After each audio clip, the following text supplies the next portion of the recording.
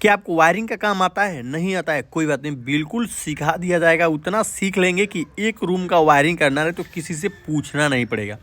चाहेंगे तो एक बार वीडियो इसको देख लेंगे, सेव कर लेंगे, तो किसी से पूछना नहीं है कि वायरिंग हम कैसे कर रहे हैं, मेरे रूम में लाइट ख़राब है या फिर बनाना है, न्यूट्रल क्या होता है, फेज क्या होता है। इसमें ज़्यादा कुछ नहीं, लेकिन उतना बताया गया है कि एक रूम के लिए बिल्कुल आप मास्टर हो जाएंगे। एक रूम की वायरिंग आपको किसी से पूछना ही नहीं पड़ेगा।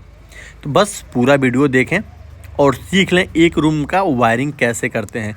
और 4 से 5 मिनट का आपको टाइम देना है, उतने में काफ़ी चीज़ें आपको सीखने का मिलेगा। तो बिल्कुल बिना स्किप किए पूरा देखें और A to Z बताया जाएगा। तो यहाँ पे एक रूम में 3 बल्ब इसमें रहेगा। जैसे कि एक को आप फैन भी मान लें, वहाँ पे सप्लाई पहुँचेगा तो फैन हो या फिर बल्ब वो अपना काम करेगा। फैन रहेगा तो हवा देगा और लाइट रहेगा तो उजाला देगा। बस तो ठीक है, ये है अपने पास बोर्ड। एक है सॉकेट और 4 हैं स्विच और एक होगा मेन MCB बॉक्स। जो पोल से लाइन आता है तो सबसे पहले कहाँ आता है? MCB बॉक्स में आता है। तो देखेंगे ये चीज़ चाहे तो प्रोफेशनल लोग ही जान पाते हैं। यहाँ पे लिखा रहता है कि लोड किस साइड देना है और लाइन किस साइड देना है। किसी किसी में नहीं लिखा रहता है तो ऊपर आप लाइन दे दें, नीचे लोड दे दें, कोई दिक्कत नहीं है। लेकिन इसमें लिख रखा है कि लोड है इसके ऊपर और लाइन यहाँ पे लिख रखा है नीचे। ठीक है, तो यहाँ पे जो पोल से 2 वायर आते हैं अपना, वहाँ पे लाइन वाले में लिख देंगे, जो लोड वाला है उसको नीचे वाले में। तो ठीक है, देखेंगे बिल्कुल यहाँ पे 220 वोल्ट AC सप्लाई आ रहा है। ऑफ़ कर दिए, सप्लाई कट गया। अब कहीं लाइट भी नहीं लगेगा, करंट भी नहीं लगेगा।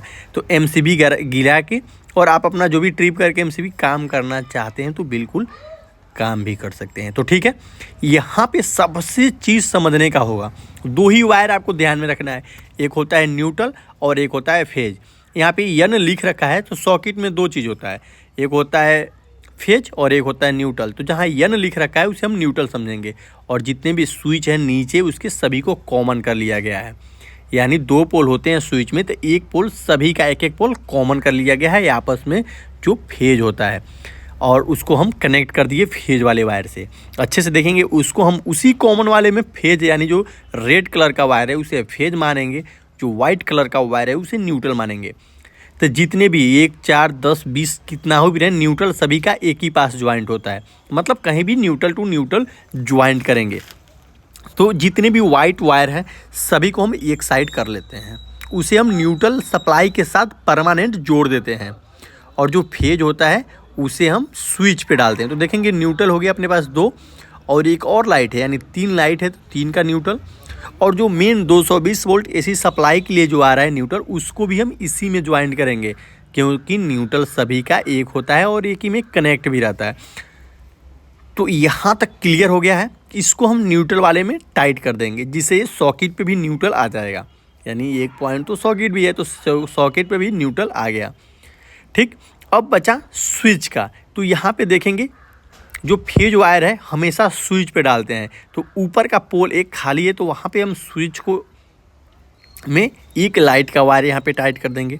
ऐसे करते करते तीनों जो भी अपने पास जितना भी लाइट रहेगा, स्विच का 2 पोल होता है, एक हमेशा कॉमन कर देते हैं जिसमें हम फेज वाला वायर डायरेक्ट उसमें फिट कर देते हैं, मतलब ज्वाइंट कर देते हैं।